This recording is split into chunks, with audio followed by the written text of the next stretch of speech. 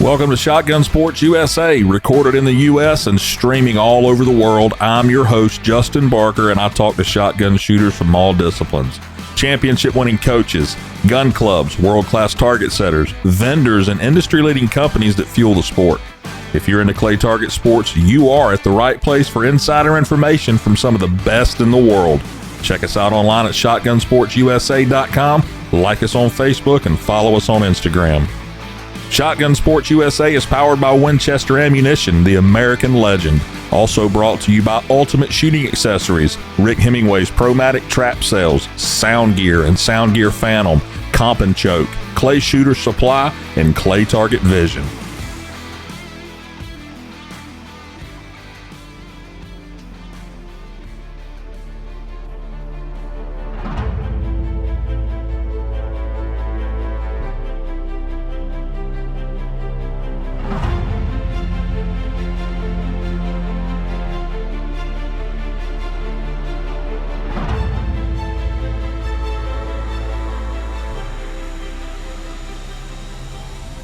The 2022 World English Sporting Championship is in the books. It was held this year at the National Shooting Complex in San Antonio, Texas. The winners of the bronze, silver, and gold medals are all on this podcast with me, and in that order.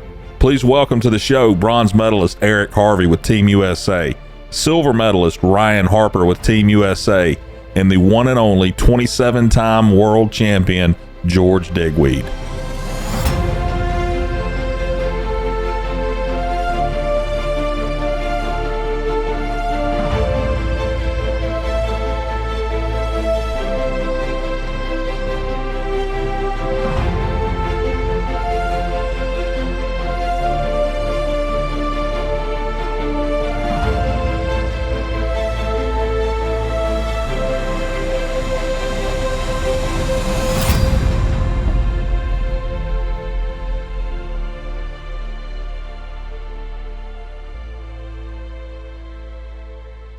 Eric, what's up, man? Not much. What are you doing, Justin? Well, I have the 2022 World English bronze medalist on the phone with me right now. How does it feel to be one of the best in the world?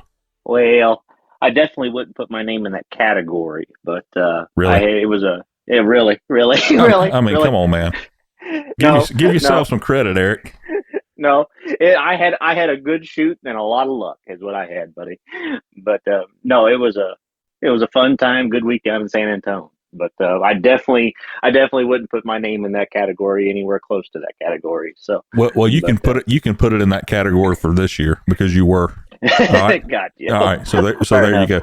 So Fair enough. Talk about a year that you'll probably never forget. You made Team USA for the first time in 2022. You finished third at the World English in San Antonio, and your baby boy was born. And you got to be excited about all this and happy that the hard work over the years has paid off. It's cool to see the effort put into it and see results coming out of it. Now, like I said, it's few and far between, but the baby boy coming, that was a huge thing that I've been excited about. Everybody told me that would be life changing, and I have to admit that every one of them was right. That it's a cool deal. It's a cool deal. So it's been a good year, buddy. It's been a good year, good winter.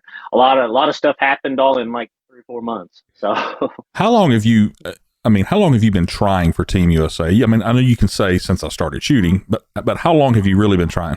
Honestly, I really wasn't trying when I made it. And this is something I've learned in the last week about how to compete and stuff. I learned more in San Antonio this past week than I have probably the entire time I've been shooting about the competing side of it. And it's a different mindset this past week.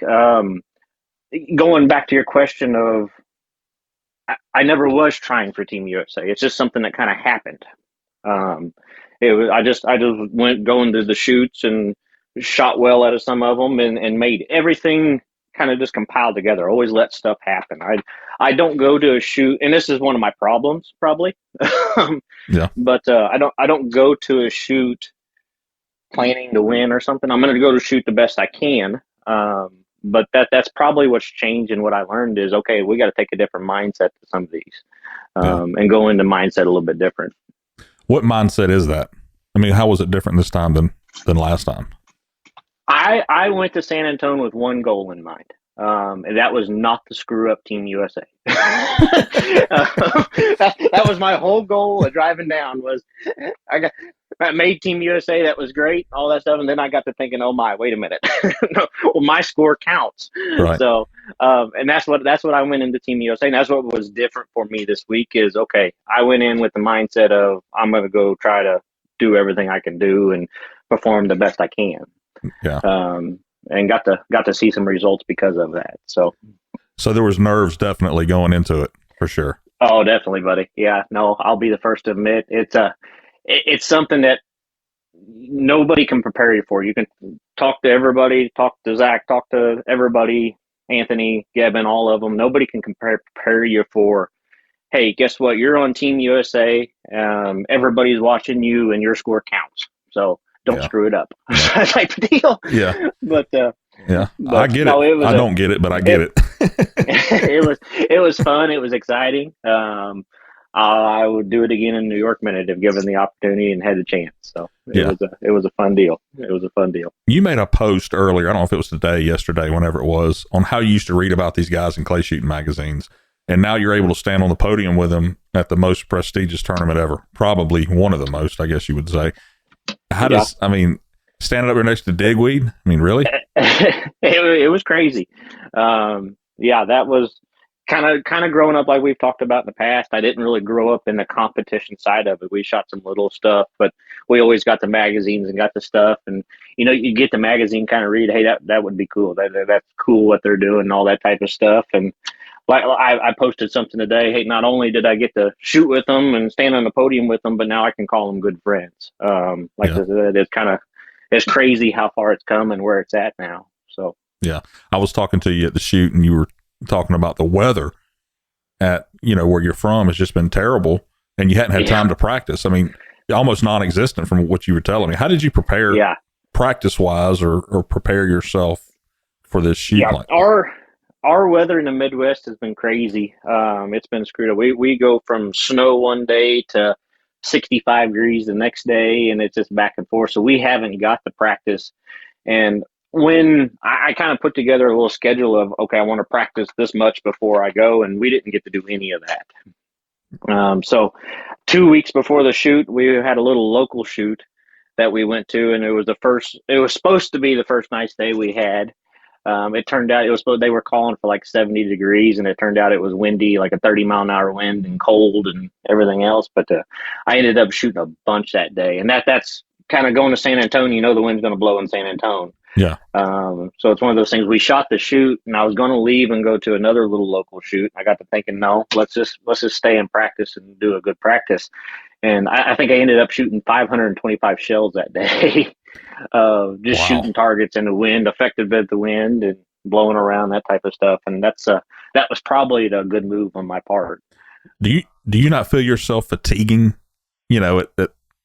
after a flight of shells or a flight and a half? Yes. Yeah. Yes, I do. I'm fat and out of shape. So yeah, it kills me. But yeah. But what it done, the more I shot in the wind, the harder I had to work to make sure it was right. Like I said, I got to hurting, I got tired. Like I said, it was probably a 30-mile-an-hour wind. But I had to work that much harder to make sure everything was right and everything was doing what it's supposed to. And that was probably the best, like I said, looking back, it probably was the best move I made, and got me ready for what San Antonio was. Every time that you go to, just whoever goes to San Antonio, they know that they should know that it's going to be windy. And we always talk about it when we get there. It's so windy here. Well, it was windy as usual. And I know that you need to have a plan before stepping in to shoot, before you go into the box. You need to have a plan of what you're going to do. So how do you deal with this? Do you do something different when it's windy, or do you just try to block that out and just deal with each target individually? I try to block it out and do everything individually. Like I said, shoot every target as its own deal. And like I said, try to connect and control and match the speed, that type of stuff on every target. We were shooting our USA squad. It was me, Gavin, Anthony, and Zach. We shot green the first day on Friday, and wind was we hit the rotation perfect for the wind. I mean, we got hammered with it, and Gibbon had a pair that everybody was shooting well, and Gibbon had a pair. He went dead pair, and then had a pair that came out that basically just stopped. The wind caught it and just held everything up, and he ended up missing one of them. Just there was nothing he could do. I mean, he done everything perfect, and the wind just took it. So instead of falling in that groove, I was kind of shooting everything individual. Every target had to be shot by itself to see what it's doing, match it, connect with it, control it, break it, type of deal. Yeah, you can't do nothing about the wind, and you can't do nothing about the target. So you just got to shoot them where they lie. I mean, just got to shoot. Yep. Yeah, you got to shoot. It's luck of the draw. I mean, that's like I said. They always say it averages out, but I'm ready for some good fortune at some point. But yeah, no, it was fun. So it was a fun, good weekend. What were your scores on the 3 courses? So there were 3 courses at the main event. You had red, orange, and green, and I think you ended up with a 186 total. Is that right? Well, I ended up with a 186. I think I shot a 61 on green, 61 on red, and a 64 on yellow. Yeah. The last day. What did you think about all the courses? I thought the courses were good. Green was definitely by far the toughest for us. Just the wind, everything, targets. I thought targets were great. I know what they were trying to set. Like I said, they done a good job for the conditions they had to set in. Yeah. I think green was definitely the toughest. Red and yellow might be a little bit softer, but I'd probably put it close together with the red, far as my opinion. Yeah. I know. Everybody was talking about that, or which course was the toughest, and I heard everything all the way around. Yeah. But for the targets that we shot, I felt like green was definitely the toughest. That was the day that we had to survive and get through. Yeah, and it just depends on when you shoot. Like I would say, it was green, yellow, then red being hardest. Red. Yeah. On the hardest? Yeah. And gotcha. It's just all when you shoot them, and you know that. It was. I was going to say lighting conditions. I mean, in San Antonio, we're used to it. We know what we got to deal with. But I thought red was probably less wind affected than any of them. Kind of got in those trees and that type of stuff through that little center section, and that helped things just a little bit. Yeah. But no, it was. I think the target setters done an awesome job. I think all events. I think they done a good job. 5-stand, we shot 5-stand early in the week, and same deal. We afternoon rotation and wind blowing. And 1 and 2, you could see what the target setter was doing, and the wind would just take it. So yeah. It was one of the things. Try to survive it and get through it. The people listening, they heard you say you shot a 61, a 61, and a 64. Now that was out of 66 targets and on 2 courses and 68 on the other one. So don't think he shot a 60. Yeah. No, the 3-day format's fun. I love shooting 3-day formats. Yeah. That I wish all regionals would go to a 3-day format. I love it. It kind of breaks it up. It adds a challenge to it. You have to perform for 3 days instead of 2. Yeah. More targets, that type of stuff. I love 3-day rotations. Yeah. I know you shoot with Zach all the time, but how was it to shoot with the rest, some other Team USA members, the guys over there competing for the title just like you are? It was fun. Nerve-wracking, exciting. I shoot with Zach all the time. I think this was probably one of the shorter shoot-offs. This was one of the first time I've shot with Gibbon. I've shot with Anthony a little bit, but not a lot. And but putting everybody together, it was we had a good time. It was nerve-wracking, that type of stuff. I remember I'm going to tell a story myself. Super sporting. Mm-hmm. That was for me and Zach shot 5-stand early, but super sporting was the first event that we were together on. Mm-hmm. Or Zach wasn't there. It was me, Gibbon, and Anthony. Right. And going out to super sporting at first station, I was sitting there thinking, what am I doing here? Type of deal. Yeah. Shooting with those guys. And it was, like I said, the first few stations, I was nervous. I'll admit that. I was nervous and stuff and sitting there. And once we got to shooting, it kind of all went away. It was probably a good thing we shot all the early stuff together. But it was fun. We actually had a good time. everybody kind of fed off each other. I feel like I said, it was one of those things starting out. You start the round early in the day and nobody would miss anything. We would go 3 stations and everybody'd run everything. So it was kind of one of those things you don't want to screw it up type of thing. So, Yeah. but I was going to ask, does it help you to see these guys, how they're approaching different targets in the wind? I mean, does that help you a little bit? no, it confused me. It confused the hell out of me. No, there was times I was sitting there thinking, why are you shooting like that? But I feel me and Zach shoot a lot of stuff. Me and Zach shoot a lot together Yeah. throughout the year. Anthony sometimes shoots stuff a little bit quicker. Mm-hmm. And it's one of those things you start watching everybody, and there was times that we all helped each other. There was a couple targets that, okay, with the wind and stuff, we pull up and you sit there and think, hey, I'm going to shoot that falling every day of the week. It's falling right there. And then we sit there after a little discussion and watching some of them. Well, when the wind dies down, it's 60 yards out there. Let's not do that. Right. Type deal. So, but there was a lot of that go on. It was a fun deal. It was a fun squad to shoot with, and like I said, I would do it again in New York Minute. But it was nerve wracking. Yeah. What do you think your favorite thing about the shoot was, other than standing on the podium? We know that was your favorite, but what was if you had to pick one thing, what would it have been? If I honestly, the Yanks versus Brett shootout, Yeah. getting to shoot it, I'm not sure how it was to watch that type of stuff, but I enjoyed that. Like I said, that's something else I was nervous about doing, type of deal of, hey, everybody's watching, don't screw up type thing. The shooting a team is different. Being on the team is a different mindset for me. Like I said, when you go out and you have a bad day and you're just shooting by yourself, shooting individual, it's like, oh, well, I had a bad day. The team stuff, you go out and you're sitting there thinking, okay, if I screw up, everybody's watching and I hurt the team type of thing. Yeah. So that's kind of what it was. But once it started, it's like, hey, this is fun.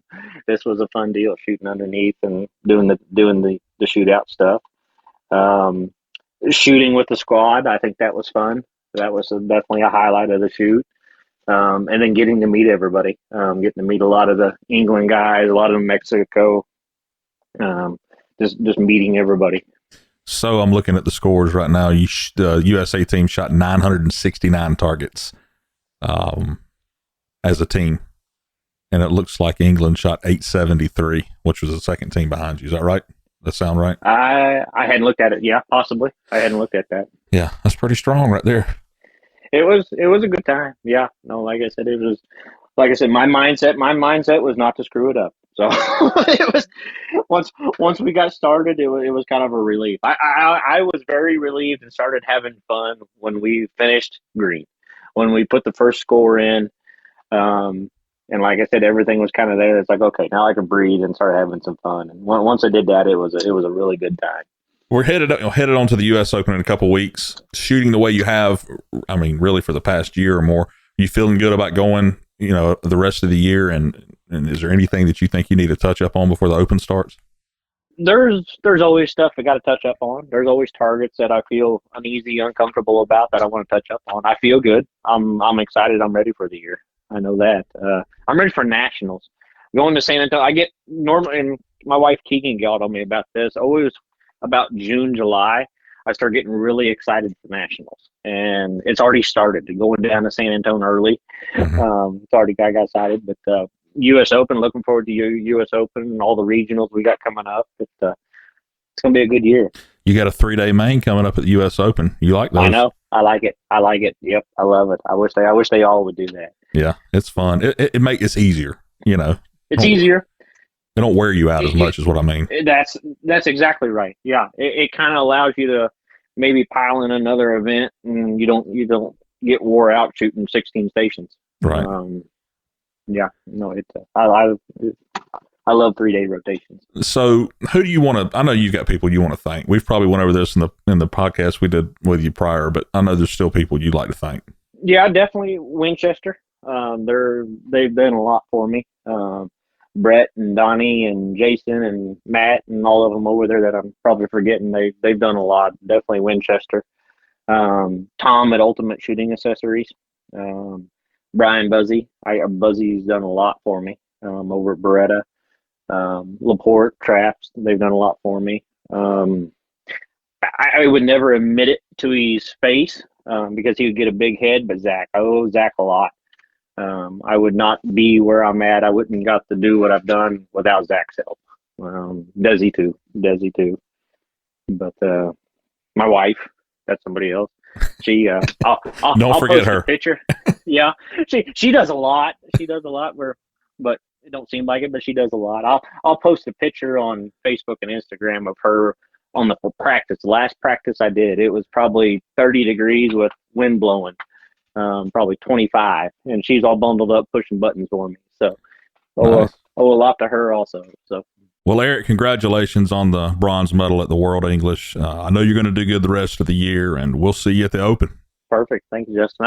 I will say one more thing. It was an honor and a privilege watching George when he's number 27th world title over 5 decades and getting a front row seat to it.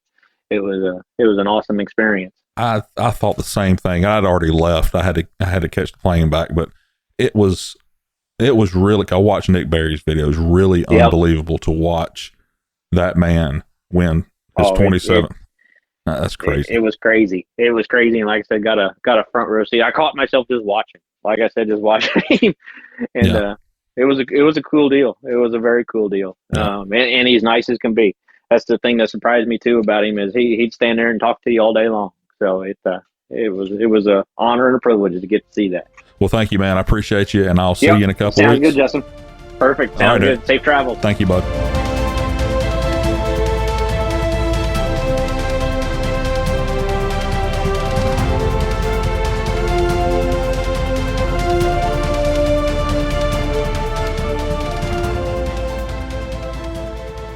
Ryan, welcome to the show again. Thank you, man. It's an honor to be back on. Yeah, well, it's a little different occasion this time. You are now the 2022 World English silver medalist. How's that sound? Honestly, it sounds pretty freaking awesome. I mean, it still hasn't even really set in with me yet, but I'm sure it'll get there sometime soon. The last podcast I did with you and Turner, I specifically stated that you have arrived and are here to stay. I think I called that one. Yeah, I mean, like I told you before, you're the podcast fortune teller, whatever you want to say, whatever you want to call yourself. I mean, you called it. Yeah. Well, I'll say this also. When Ryan goes all in on something, he goes all in. And I don't know if anyone listening has seen the pictures floating around on the internet of some flashy patriotic pants he has on, but his team, he's on Team USA this year, and not only shoots the part, but he dresses the part too. What was this all about? I live in the greatest country in the world, and I'm shooting on Team USA. And it's a world competition facing all the other countries. I figured I got to show a little bit of support, so I went on Amazon and giving away my secrets. I went on Amazon and ordered a pair of $20 pants and then found another pair of $15 pants, and I thought it was cheap enough and they look good enough, so might as well go and support. Well, there's one thing about it. You can see you standing from a distance. Like, oh, there he is right there. He's about to shoot Station 8. Oh, yeah. It's funny because you'd stand there and the wind was blowing and you could just see those pants flapping in the wind. They were like really thin. Big guys shouldn't be wearing stuff like that, right? No, we should be wearing stuff like that. We can't wear anything tight like that. We can't wear anything tight at all. So are you going to continue on with this? Do you have anything planned for the U.S. Open as far as your wardrobe is concerned? Everybody's been giving me a lot of, I guess you'd call it crap about those pants, but I think maybe for the Open, maybe those pants will come back and play a little bit. Maybe another little special wardrobe will happen. We'll see. That's a good idea. You need to wear the same outfit again because you did well with it in Texas. You might do well with it in South Carolina. We'll see. The first pair of pants I had, I only wore them. That was the first day I'd worn them. I actually got them in the night before. And they were already starting to wear down halfway through the day. I already started to have a little bit of fabric coming off, so I might have to buy another pair of the same pants. So they're only made to last one day then? Yeah, I mean, they may go up on the wall, Yeah. All right, so you started shooting in 16, which is pretty interesting to me. And in 2022, you're standing on the podium with the best in the world. I mean, how does this make you feel to know in just a few short years, you've already made it all the way to the top, standing on the podium with these guys?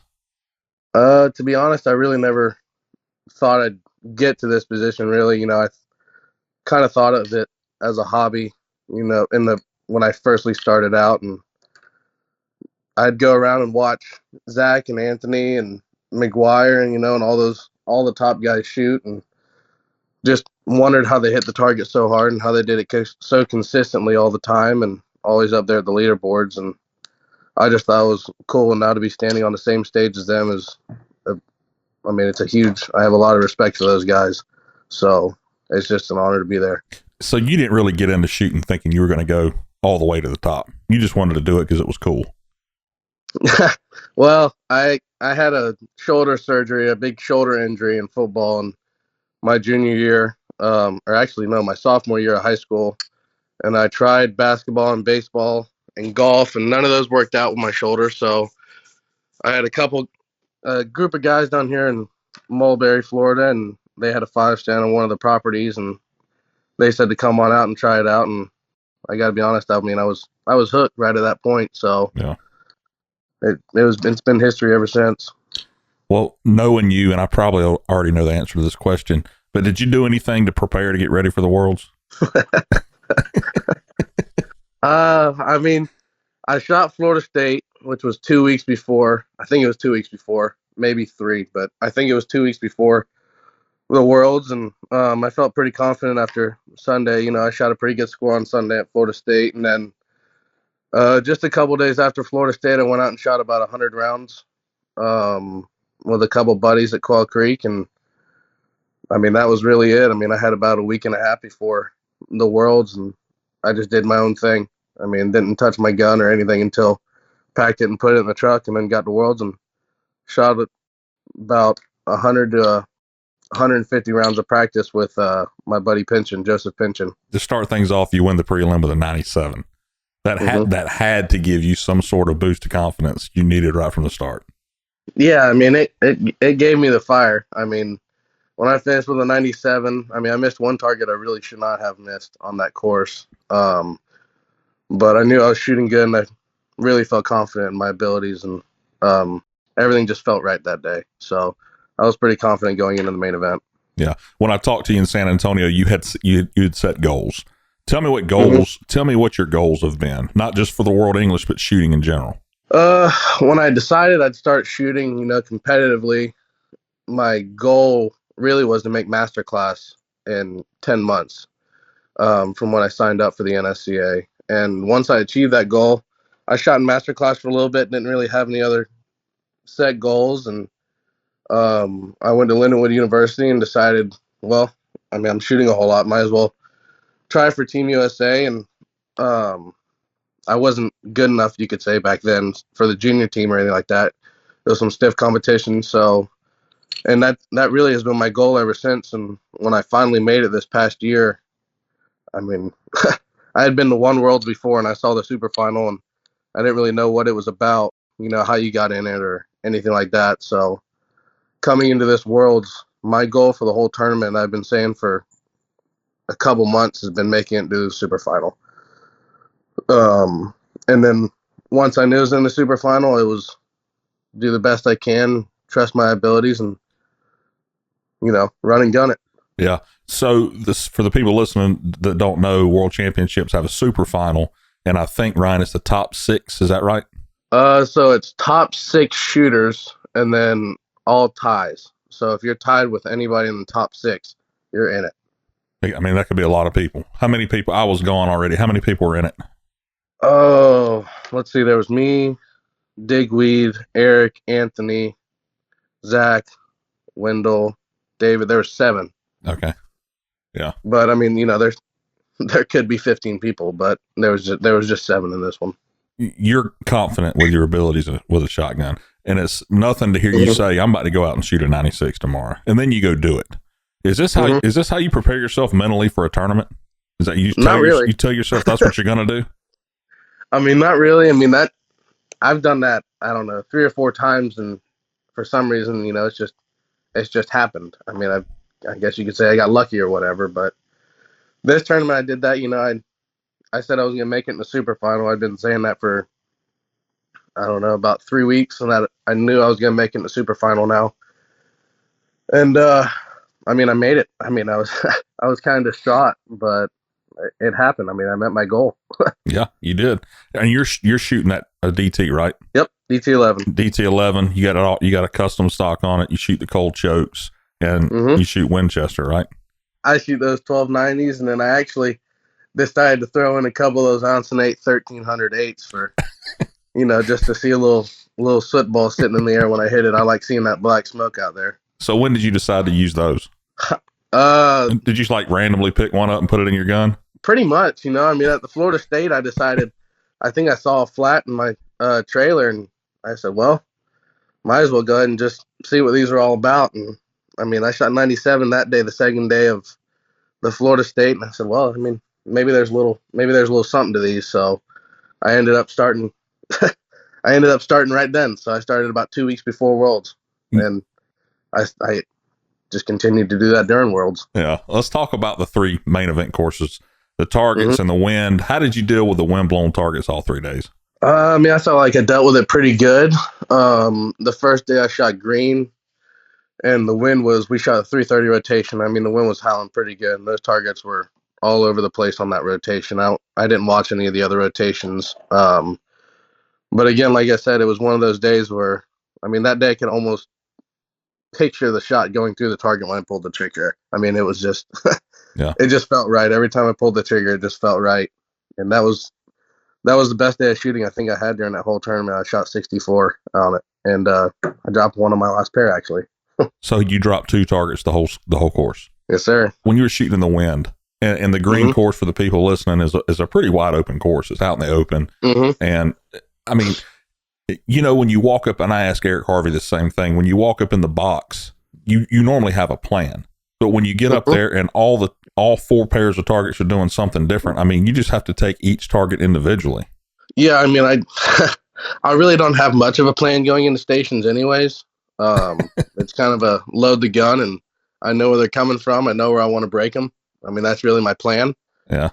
But green, I definitely had to shoot. I mean, I may have had to shoot the first pair. I may have had to shoot it quick. Second pair, I may have had to shoot it a foot above the ground, or third pair in the middle. I mean, it was just really wherever they came out with that wind. I mean, it was just so unpredictable. You just kind of had to go for it, really, when you said pull. Which of the courses were your favorite? Rank them hardest to easiest. My favorite course was green. Obviously, I mean, I shot that well, but I think it was a good course. I like being out in the open. It felt a little bit bigger. Everything on there felt a little bit bigger. Yellow and red, I feel like they were a little bit more tight, but yellow was definitely the easiest. Red and green, I could say that they were pretty close, but red was a little bit easier. I didn't shoot my best on that one. I missed about 3 targets. I mean, that were just, they were just dumb misses. But that's how it is. I mean, that's everybody, Yeah. Every round you do. So this is your first year on Team USA, just like Eric Harvey, same thing. Do you feel shooting in a squad with guys of this caliber gave you some sort of advantage by watching what they did, maybe, or seeing how they approach certain things? I mean, I guess you could say there is a little bit of advantage. I shot with Kevin DeMichael, Halen Hanks, and Braxton Oliver. I mean, I didn't really know how good Braxton and Kevin were shooting. I knew how good Halen was shooting because, I mean, she was the person in front of me the entire time. Right. But I really didn't pay attention to anybody else much. I mean, on the last day I asked, on yellow course, that was our last day, I asked 2 times where I was on the target because I actually missed a target twice. So there's 2 stations on yellow where I dropped 2 of the same bird. And I really just had no idea where I was, and that's typically not.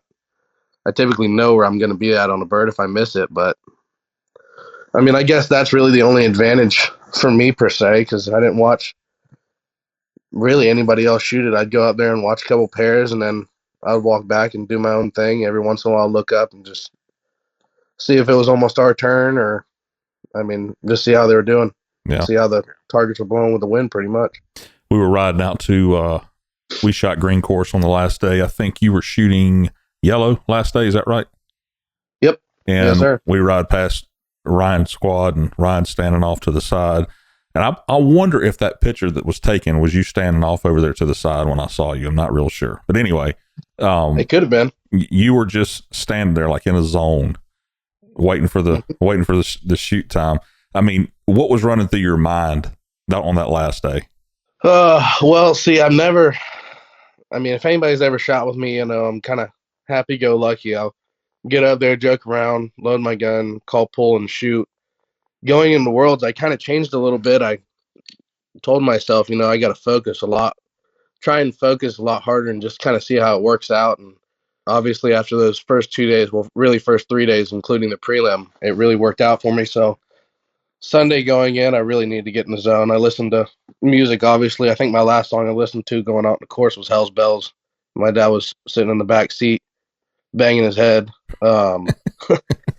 But, I mean, I just had to get in the zone. I mean, nothing was really going through my mind. It was really, I mean, I was just hoping to make that super final. I mean, that was my goal set for the entire thing. And that was really in my mind the entire time was I really need to make this super final. I want to achieve my goals and see if I can make everybody proud that's been rooting for me. Yeah. Including family. Yeah. So what was your favorite part about the tournament other than your finish? I mean, what did you like the best about the tournament? Let's see. Probably two things. Finding out that I got in the super final and being in front of the stage. I don't think I've ever shot in front of that many people before. Being in that stadium, especially with all those guys, that are, you could pretty much classify them that they're going to be legends. That was huge for me. I mean, that was just an awesome experience. And then probably the last thing was after everything happened, after I found out I got second and came back, put my gun up on the rack, Dad came out and hugged me pretty tight. And then my mom came out and hugged me pretty tight. And, that was a cool experience. I'd never, I mean, it's always cool to see how proud your parents are. Yeah. Especially when they show it like that. I didn't know your parents were there. I saw the pictures, but I didn't know they were there. When I first started out shooting, I couldn't shoot with them. I mean, it was just a mental block in my head. I mean, I think that's a lot of kids. Yeah. But this past year, I'd say really the past year, they started watching me again a little bit. Mm-hmm. But Worlds, my dad was probably the most nervous out of anybody. I didn't get too nervous at all. For some reason, I don't know. I guess I was just that much in the zone. But my dad, I know, I could see him in the corner of my eye every once in a while walking through the course when I was shooting good. I could see him 100 yards off walking down. You could see those pit stains. He's sweating. He's nervous. He had beads rolling down his head. My mom's sitting in the back of the cart with my dog Maddie and her little dog now, her new dog named Peanut. I knew she was nervous because the entire round it was just kind of quiet. They didn't really talk to me. But yeah, after the round, I got a hug every day after the round. That was pretty cool. Yeah. But they're definitely more nervous than me, I think. Who would you like to thank up to this point in your career? I know you got people you want to thank. Yeah, I mean, the people I want to thank would be my parents, obviously, helping me getting started out shooting and all their support over the years. The big man upstairs. Good Lord, thank you for letting us be able to do this sport. Mike Luongo for getting me down the right track, teaching me, when I first started out and making all the moves right. I'd like to thank Fred Maria because when I got started out, I started shooting young guns, and that was kind of a kickoff of my competition career, mm-hmm. which is just it's an absolutely fantastic youth program that Quail Creek has. I mean, now that Fred Maria are gone, they still have it there, but that was really kind of what got my whole competitive career going. So I really want to thank you. Now I'll go ahead and say thank you to my sponsors, Ag America, Lending, Castellani, Ultimate Shooting Accessories, Mr. Tom, and then Rich and Jonna Cole at Cole Gunsmithing. They've been nothing but absolutely amazing people. Ever since, I think it's only been, 8 months since I switched to a Beretta. I mean, they've helped me tremendously. So thank you to them and Beretta USA, Buzzy, and everybody in the Beretta store. They're awesome people. I was thinking about that the other day. You switched to a Beretta, I guess you said 8 months ago.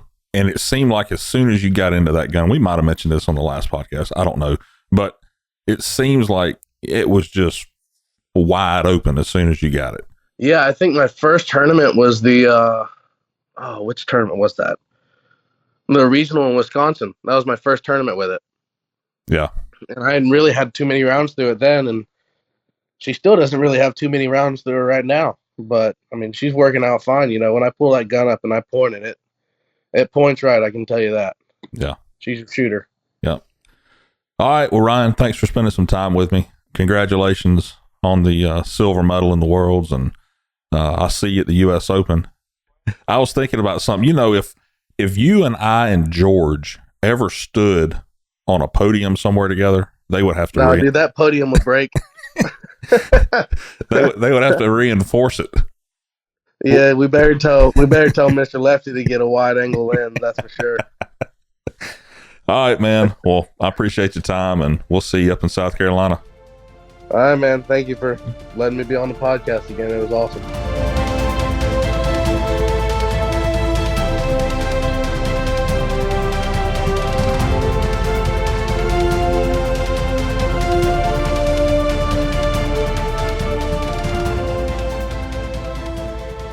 All right, George, welcome to the show again. How are you? Yeah, good, thank you. Just a little tired. We got back the day before yesterday. It was quite a big time change coming east, and then tomorrow morning I go even further east. I've got another 3 hours east. Tomorrow I'm going to Hungary for a World Cup event. So there's not much rest time at the moment. Yeah, I was going to ask how the flight was back home. I'm sure that jet lag had you a little messed up. Well, yeah, the flight was good. They lost all our luggage, unfortunately, which we only got back yesterday. But no, all good.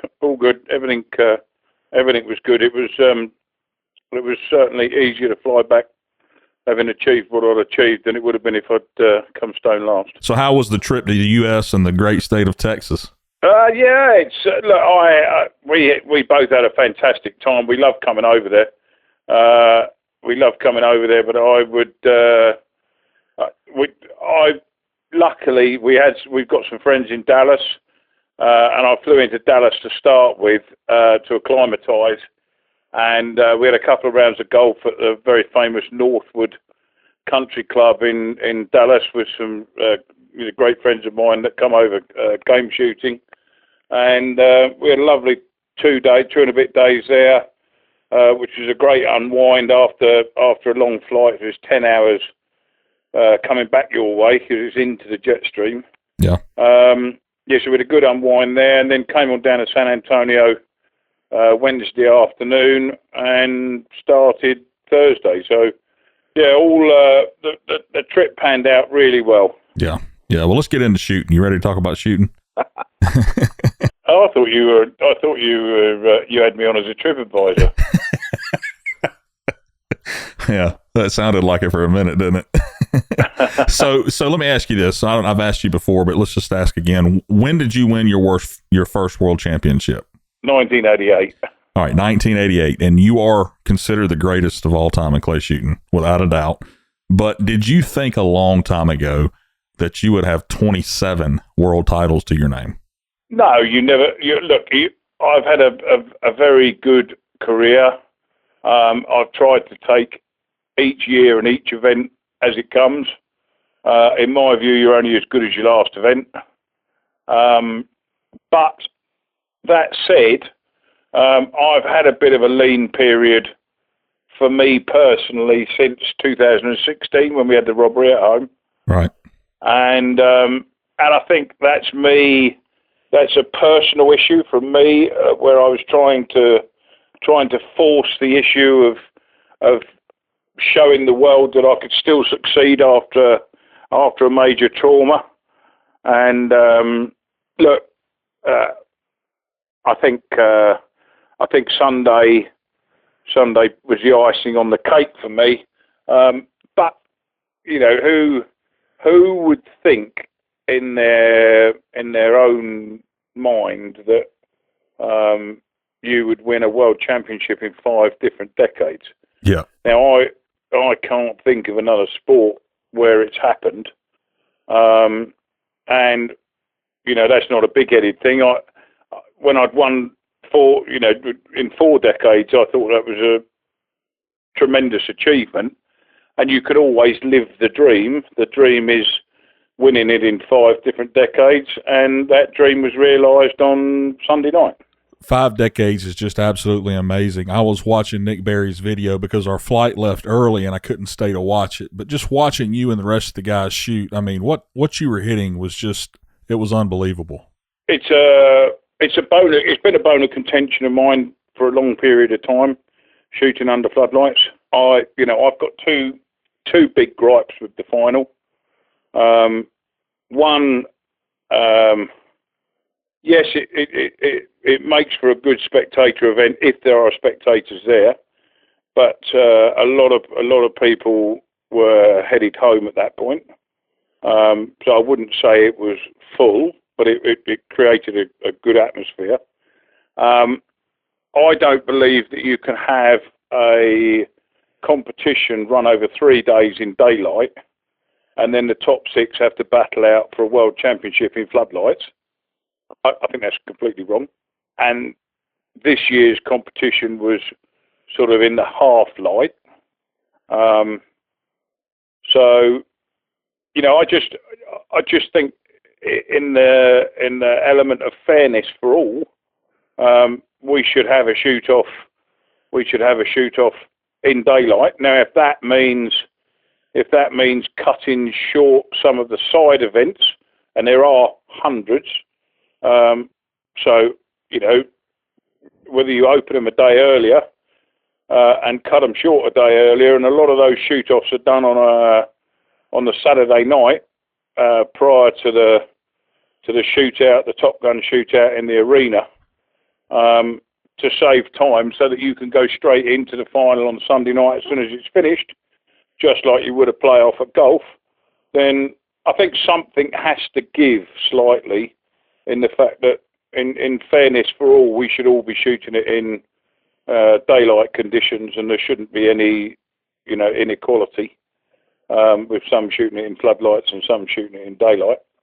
And then the other thing is that, we shoot the competition as an English sporting competition, which are you're shooting sets of 2 traps, shooting four doubles, be it true pairs or on report pairs. And when you go into the final, you shoot a super sporting format. So, there just seems to be a little bit of looseness regarding where we're at with it, and I don't think as well it would hurt to button it all up and make it fair wherever we are in the world. Now, are the shoot-offs over in the UK different from the super finals different over there than they are here? Yes, we and everything that I've been involved in, we would carry on the English sporting format. It would be done in daylight straight after the competition, or as soon after the competition as we can, and it would be done in daylight on an English sporting format. So you would shoot 1 single and 3 sets of targets. You could actually shoot 4 sets of targets if you wanted to go down the route of using more machines. So you could shoot four lots of 3 pairs or 3 lots of 4 pairs, whichever you choose to do, or the organisers choose to do. But you're then shooting what's relevant to the event that you've just competed in. I can't see them at the Masters, 2 people tie at the Masters and them turning around and saying, right, well, you can only play the 18th now in the playoff with a 7-iron and a putter. I agree with you. So, I just think that in all other sport there is clarity and fairness, and I just think that being in the position I was in, look, I would have loved to have said this 5 years ago when I went into the final quite a long way in front with Bobby Fowler and was made to look absolutely stupid under floodlights. We don't shoot under floodlights. So I couldn't say it from that position because Bobby won it fair and square, and it would have looked terribly like sour grapes if I'd gone and mentioned it. The position I'm mentioning it from this time is I've won the competition, and I still don't think it's fair. You've waited all this time to say it. I just think that sometimes things need saying, but there is a time and a place to say them. So overall, how was your take on the tournament? I thought it was seamless, absolutely seamless. They've done a fantastic job. I mean, how they get the amount of competitions, the side games, the actual competitions that we shoot, and all the practice stands to run with no fallout issues. Everything ran on time or ahead of time. Targets were, I would say, 95% fair in a gale of wind. Obviously, you're not going to get complete equality when you've got winds gusting from 30 to 50 mile an hour. All visible. There was no eyesight tests at all. And I think Neil Chadwick and the gang, John Kruger had a lot to do with it. And, you know, the whole, all the boys that set the targets, you know, tremendous credit to them.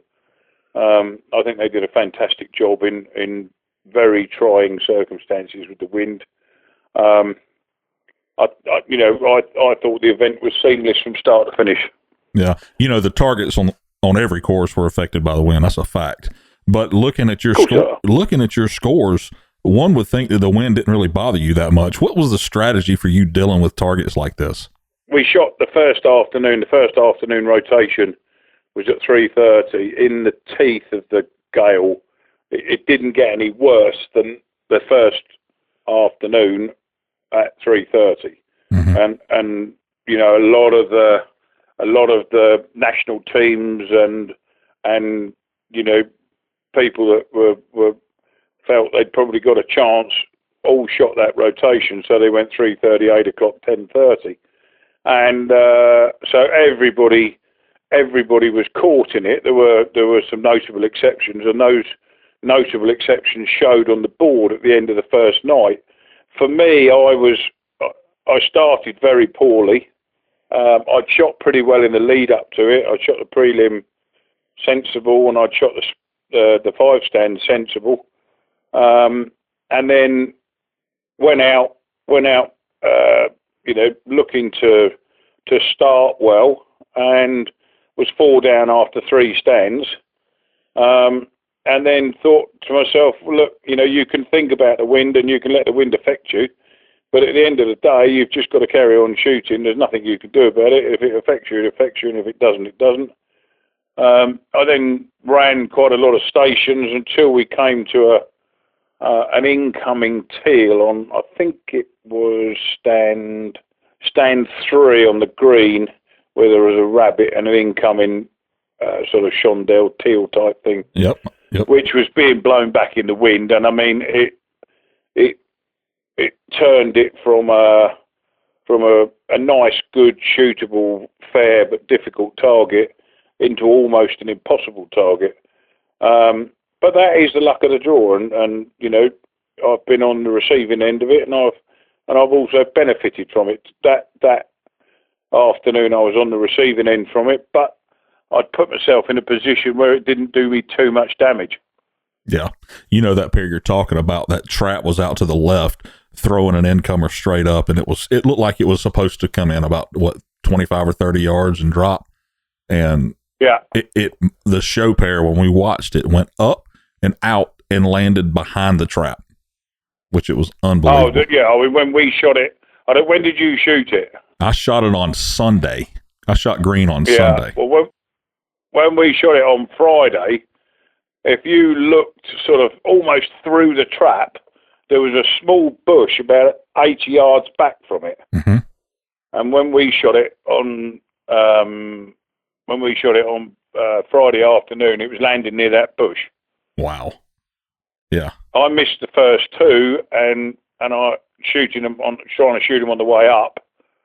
And I shot the last one on the way up and broke it in half.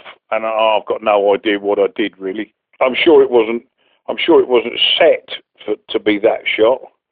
But the rest of the course was, you know, absolutely absolutely spot on. I thought they got a great mix of difficulty. There was something there for everybody, and yet it split everybody up. Yeah, it did. You told me last time we did a podcast that you don't really prepare for tournaments. Did you do anything to prepare for this one?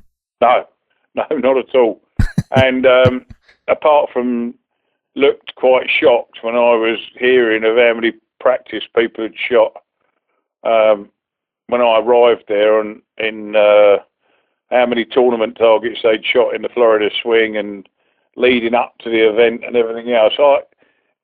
When I arrived at the tournament, I'd fired 1,500 shots at clay targets since the 1st of February, and I hadn't shot from September the 5th until I think I shot at my first clay on about the 10th of February, and since the 10th of February I've had I've shot at 1,500 clays until I turned up at San Antonio, and that includes all my international travel as well. That's crazy. I mean, there's probably some people out at the World Championship that shot 1,500 practice targets before they went out on the main course. Oh, I'm absolutely sure. That's why some of the stories that were coming back was, it was quite unbelievable. But it leads me back again to, if your technique is sound and you believe in your own ability, the sky's the limit. If you're determined enough and you've got the right mindset, you can do what you want.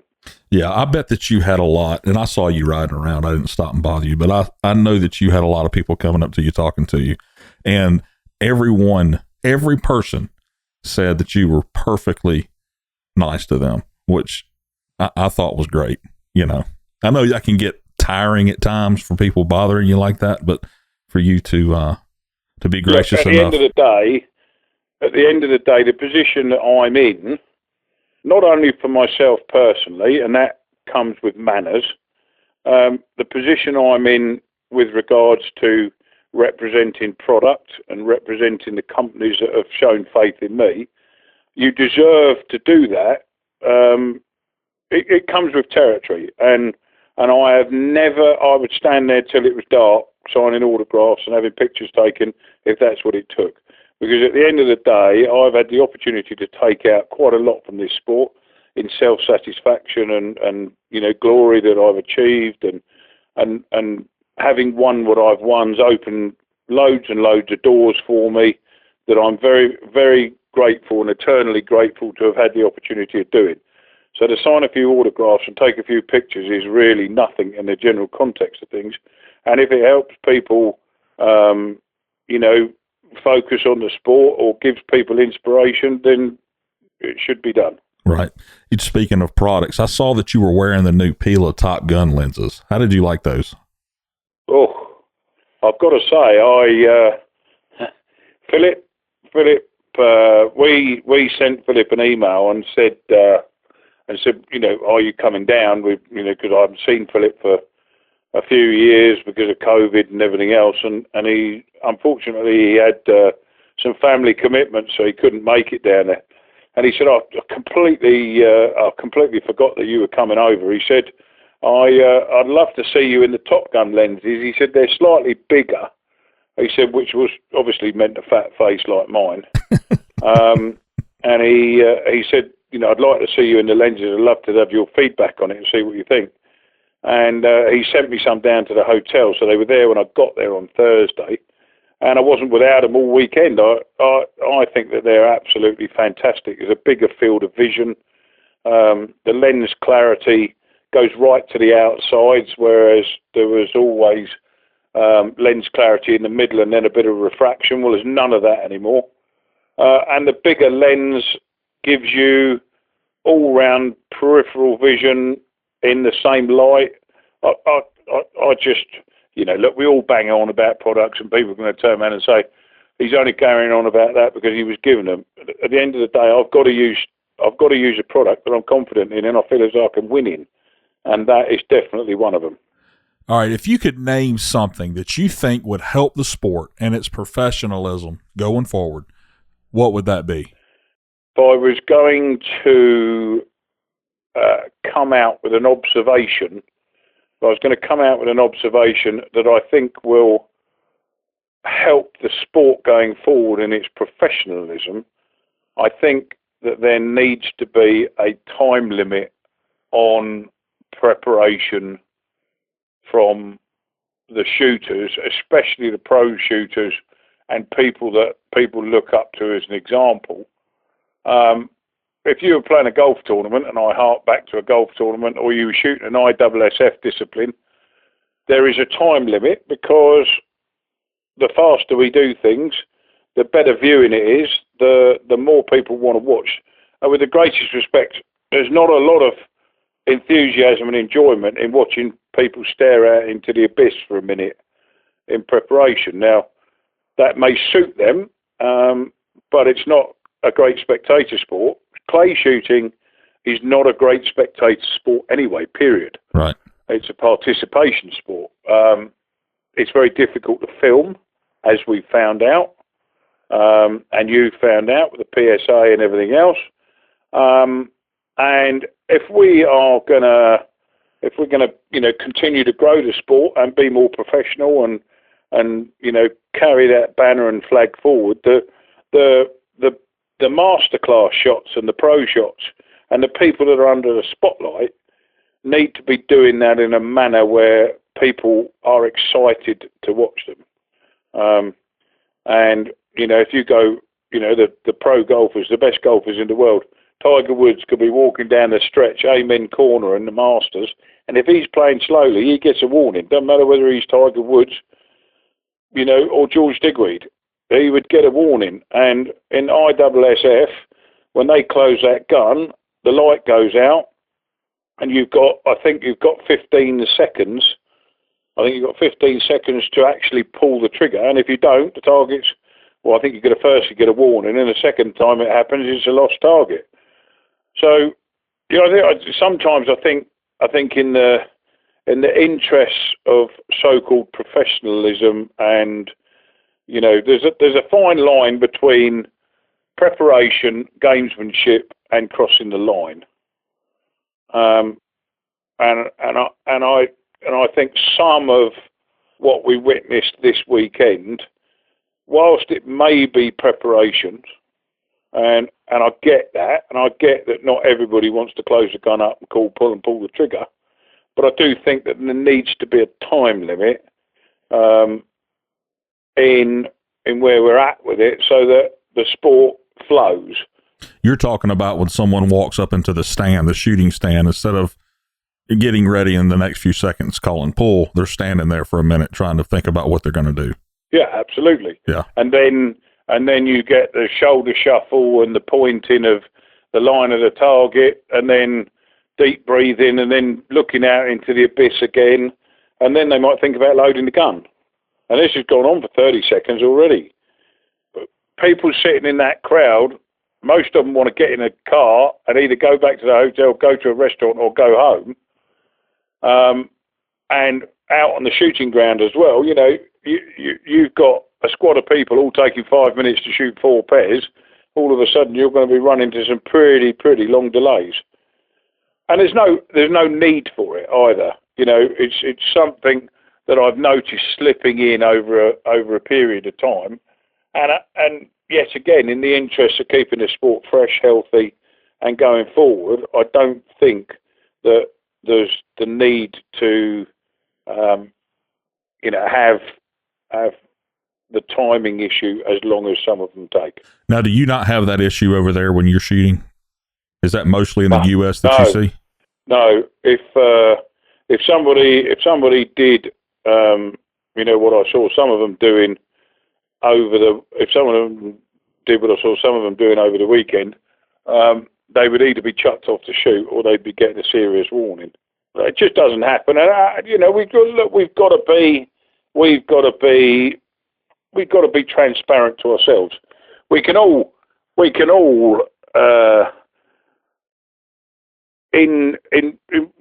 just trying to. You had the premier event in our sport there at the weekend, and I've been doing this for a long period of time now, and I see the good bits and I see the bad bits. Luckily, I'm in a position, and I'm not criticising it at all. I'm just voicing my views from a position where I'm able to do that, and it's not going to be sour grapes. Right. So it's easier to say it having won than it is to lose and then turn around and say, "Oh, well, people took too long, and it sounds like sour grapes that I was waiting and everything else." So, it doesn't bother me. It makes no difference to me at all. But I think if I was sitting in the crowd watching the final, some of the people, the time they took in the final is too long for it to flow. What do you think? And this, you might not know the answer to this, but what do you think? How long do you think you should have once you step into the box? How long should you have before you call pull? I think that you should have 15 seconds, which is you stand there and count it, is a long period of time. And I think you should have 15 seconds before you call for your first target, and then 15 seconds in between shots, should you require it. And if you take longer than 15 seconds, it's first target is a warning. First time you take too long is a warning. That goes on the card, and that's transferred to the rest of the stands. Next time you take too long, it's a lost target. I'll tell you what, they won't be doing it for very long before they start quickening up. No, you're right about that. That's a fact. One target. So you won, basically, when the shoot was over, you were in the lead with a 187. So that one target, if there wasn't a super final, that 1-8 target would have put you down and you'd have had a 3 or 4 way tie. That'd have been a big deal. Yeah, absolutely. Of course it would. Yeah. And as I say, we are there. We are there. We've got a sport that's growing. We've got a sport that is catering for all age groups. The veterans side of it, the super veteran side of it is a lot of people are packing up. I had 2 or 3 people say to me, "I'll pack up golf and I'll shoot." And we've got that market that we can look at and really push. And shooting is buoyant. I know there's a few supply issues in America in getting cartridges and components and stuff like that, and it's exactly the same in GB in Europe and worldwide, I'm pretty sure. But we've got a stable and growing market, and I like to think that everything I've said tonight is a constructive voice on how we keep that momentum going and the sport growing, and we can carry on pursuing what is a great fun sport for a long period of time. Yeah, I agree with you, and I think a lot of people would agree with what you said for sure. So, who all would you like to thank, George, for your success up to this point? Oh, look, there would be too many to name. There would be too many to name. All of my sponsors, I'm not one of these people that rams my sponsors down people's throats. They know who they are, and everybody knows who my sponsors are, because my products, I've always represented people, 1, sheer quality, and 2, I believe that any product I use I can win with, or is a leader in the market, and they know what I'm using and how I'm using it. The one person that has been a complete rock for me and is very supportive and does so much behind the scenes that takes the pressure off me is Kate. I wouldn't have won anywhere near what I've won if I hadn't had her support, throughout my career. And then, I've got a lot of friends back here that are incredibly supportive. They know who they are. I'm not going to mention them. But